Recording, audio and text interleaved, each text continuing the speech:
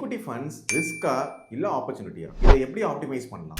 Last 10 இயர்ஸ்ல Sensex R Nifty எதுவா இருந்தாலும் மார்க்கெட் மோர் தென் 12% ஃபண்ட் பெர்ஃபார்ம் பண்ணிருக்கு. அதே சமயம் இந்த லாஸ்ட் 10 இயர்ஸ்ல மார்க்கெட் கரெக்ஷன் நம்ம பார்க்க முடியுது. இன்வெஸ்ட்மெண்ட் ஸ்ட்ராட்டஜியை 3 டைப்ஸா பிரிச்சுக்கலாம். ஒன்னு அக்ரெசிவ் இன்வெஸ்டர், இன்னொன்னு மாடரேட் இன்வெஸ்டர், இன்னொன்னு conservative investor. More than 7 to 10 years invest பண்ணுவீங்கன்னா அக்ரெசிவ் இன்வெஸ்டரா கன்சிடர் பண்ணுங்க.